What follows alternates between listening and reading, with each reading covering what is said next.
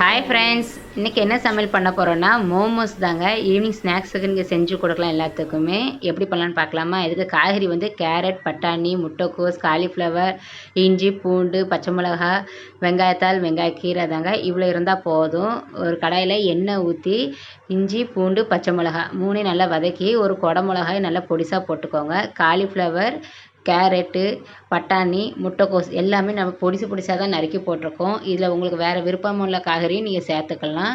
இன்றைக்கி நான் இந்த காய்கறி போட்டு தான் பண்ணியிருக்கேன். ஒரு ஸ்பூன் உப்பையும் போட்டு நல்லா கிளறி விட்டு மூடி போட்டு வேக வைங்க. இதுக்கு மேலே இன்றைக்கி மாவு ரெடி பண்ணலாம். ஒரு கிண்ணம் ஃபுல்லாக எடுத்து மைதா மாவு எடுத்துருக்கேன். ஒரு ஸ்பூன் உப்பையும் போட்டு ஒரு ஸ்பூன் வந்து எள்ளு போட்டிருக்கேன், கருப்பு எள்ளுங்க. பார்க்க நல்லாவும் இருக்கும், டேஸ்ட்டாகவும் இருக்கும். ஒரு ஸ்பூன் எண்ணெய் ஊற்றி தண்ணி ஊற்றி நல்லா கொஞ்சம் இருகலாக பிசைஞ்சு எடுத்துக்கோங்க.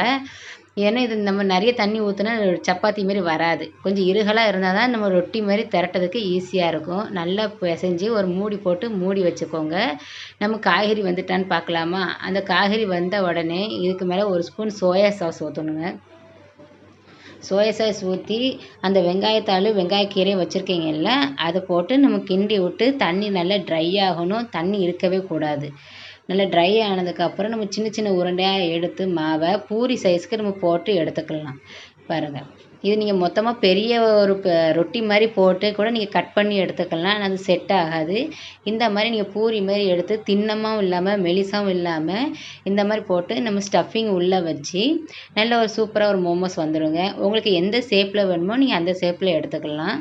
இது பாருங்கள், நான் ஒரு சைடில் மடித்து 2 சைடில் கொஞ்சம் கொஞ்சமாக மடித்து எடுத்ததுக்கு இந்த மோமோஸ்க்கு இப்படி தான். நீங்கள் மோதக கொலக்கட்டை பண்ணுவாங்க தெரியுமா, அந்த மாதிரி நீங்கள் செஞ்சுக்கலாம்.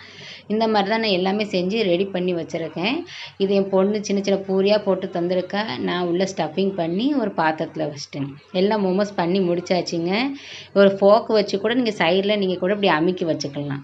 ஒரு பாத்திரத்தில் தண்ணி வச்சு ஒரு ஜல்லடை தட்டு இருக்குல்ல, அதில் எல்லாமே வச்சு எண்ணெய் தடவி இது ஒரு 10 நிமிஷம் மூடி போட்டு வேக வச்சு எடுத்தால் சூப்பராக மோமோஸ் ரெடி ஆயிரும். நான் சூட்டோடு எடுத்தேனாக்கல ஒரு மோமோஸ் பிஞ்சிட்டுங்க. நீங்கள் ஆற விட்டு எடுத்துக்கோங்க.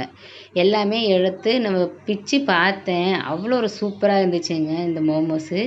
இது கூட என்ன சட்னினா சிஜுவன் சட்னி தான் வச்சு சாப்பிட்ணுங்க. இன்னும் ரொம்ப நல்லாயிருக்கும். பிச்சு பார்த்ததில் பாருங்கள், நல்லா சாஃப்டாக வந்திருக்கு. காய்கறி ஃபுல்லாக நல்லா வெந்து ஒரு டேஸ்ட் அவ்வளோ சூப்பராக இருந்துச்சுங்க. நீங்களும் இந்த மாதிரி ட்ரை பண்ணி எனக்கு சொல்லுங்கள். வீட்டில் எல்லாத்துக்குமே பிடிச்சிருந்ததுங்க. வேறு என்ன ரெசிபி வேணும் கமெண்ட் பாக்ஸில் சொல்லுங்கள். ஃபஸ்ட் டைம் பார்க்குறதா இருந்தால் என்னோடய சேனலை சப்ஸ்கிரைப் பண்ணுங்கள், லைக் பண்ணுங்கள், ஷேர் பண்ணுங்கள். தேங்க்யூ. பாய்.